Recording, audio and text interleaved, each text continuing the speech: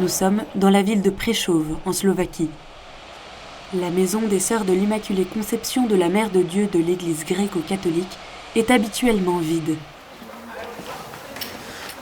Mais pendant plus de 6 mois, cette maison de recueillement et de prière a été remplie de cris et de joie de petits-enfants, des confidences et des peines de mères réfugiées. De nombreuses familles ukrainiennes, les femmes avec leurs enfants, ont été hébergées ici après l'invasion de l'Ukraine par la Russie le 24 février. Aujourd'hui, la plupart des femmes sont retournées en Ukraine auprès de leurs maris dans des zones libérées par l'armée ukrainienne. D'autres sont parties plus loin, en Europe occidentale, retrouver des proches à la recherche d'une nouvelle vie. Sœur Emanuela a accepté de nous faire visiter cette maison qui reste toujours préparée pour l'accueil de nouveaux réfugiés. No і вони тут приходили на якийсь такий короткий час. То було так на день-два. Одну ніч, 2 ночі, так то був тиждень, так то був і 2-3 тижні. Як така багата біда, то Господь даває і багату підтримку. І то ми так чули в серцю, що тепер нічого не є підставове, що треба робити, іба тільки допомагати тим бідним людям, що приходять через кордон і що їх війна вислала до нас. Спасати тих людей і допомагати там, де найбільша потреба. Як коли б ми то робили самому Ісусові. Cette congrégation de sœurs est installée dans 14 maisons religieuses dispersées partout en Slovaquie. Il y a 1 mois, elles ont libéré l'une de leurs maisons afin d'y loger 4 mères avec leurs enfants venus de la région de Kharkiv. Sœur Katerina part à Gelnitsa, à 30 km de Prešov, afin de leur rendre visite. Tout au long de la route, elle se souvient de l'histoire de chacune des femmes accueillies et n'arrive pas à tenir les larmes. Так що таке цікаве, що такі сліди Божі, як Бог подбає, вислухає.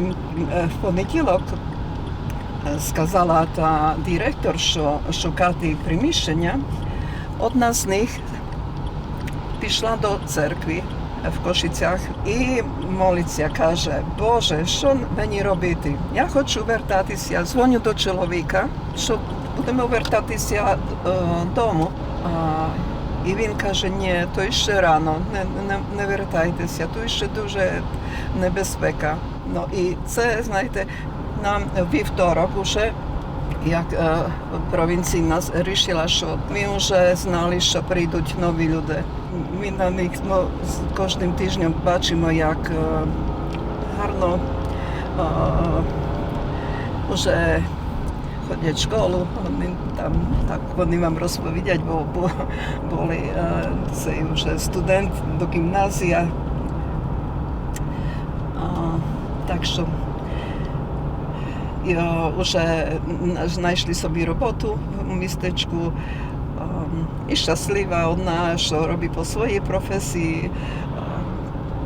Так що таке.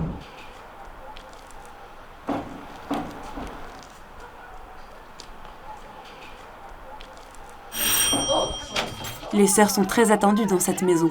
On se sent ici comme dans une grande famille. En ce moment, 11 femmes et enfants habitent ici. Aujourd'hui, la plupart sont au travail ou à l'école. Хорошие, добродушные женщины, и они полюбили нас, наших детей. Мы когда сюда еще заехали, они попросили, люди сюда привезли вот и кровати, и телевизор, какие-то бытовую технику, столы и стулья. То есть, все, что вам нужно, они все нам привезли и дали. И большое им за это спасибо. Мы им очень благодарны и всегда рады, когда они приезжают, там, что-нибудь печем, угощаем, и они нас зовут. Мы тут уже живем в конце середины мая, по-моему, мы уехали, да? Да. Со середины мая мы тут до сих пор живем, и большое им спасибо.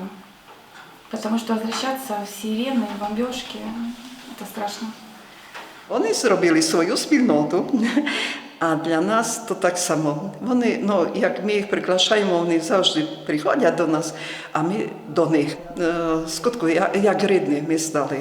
Знаєте, я вже віком так пенсіонер, і як монашка, не одружена, не маємо сім'ю, але Кілько я маю любові, получаю, і кілько я маю вже внуки і правнуки, можна сказати. Навіть один хлопець так мене обняв, такий добрий Ромчик, він каже, ти будеш моя закордонна бабушка. Так кажу, так, дорогі. Маленька Настенька, 2 рочки, і вона бігом до мене, і ти її піднімаєш, і тільки любові я отримала, на мою старість, тільки любові, що я не знаю, чи моя рідна сестра, вона отримує тільки від своїх, як я, не по крові, але таких духовних дітей, що аж незаслужено, як би сказати. Les sœurs sont chargées de cours de catéchèse aux enfants réfugiés par l'éparchie gréco-catholique à Košice. Aujourd'hui, les cours sont assurés par une des paroissiennes gréco-catholiques ukrainiennes. Elle explique aux enfants ce que veut dire le pardon. Діти цікаві, кожен по-своєму, але головне, що вони розуміють і знають, чого вони сюди прийшли, бо Бог їх любить, і вони хочуть також любити інших, і будемо вчитися це робити, бо це найбільше, що нам потрібно, навіть полюбити того, який нас ненавидить, так як вчить Ісус Христос. Сподіваюся на те, що вона скоро закінчиться, що ми всі скоро повернемося, вся українська громада, всі українці, яких розкидало по світу. Зараз ми молимося за це в церкві, всі, кожен, від маленького і до великого. Мені здається, іноді, що навіть немовлята моляться, теж якось, може, по-своєму. Poďcem, Iskrička. Poď, to lepšia tráva, poď. Grâce à la mobilisation des paroissiens et des amis, les sœurs organisent également différentes activités, des cours d'équitation, des pèlerinages, des excursions dans la région, afin de soutenir psychologiquement les réfugiés. Les sœurs et leurs amis d'autres congrégations catholiques de Slovaquie essaient de faire le maximum pour aider les Ukrainiens. Mais quels que soient leurs efforts, elles sont sûres que ce qu'elles recevront en retour est encore plus cher et important pour leur ministère, ainsi que pour le monde de demain. Те, що ми дістали від Бога, це як дар, можливість свободно жити в свободній країні, розповідати, визнавати свою віру, жити свою віру. Це просто не можна лишити для себе. Зараз бачимо таку велику потребу, щоб ці люди тут приїжджали. І ми, наприклад, бачимо, я особисто бачу, що люди, які тут приїжджають, вони нам дають таку ще більшу можливість усвідомити, наскільки це є дар від Бога.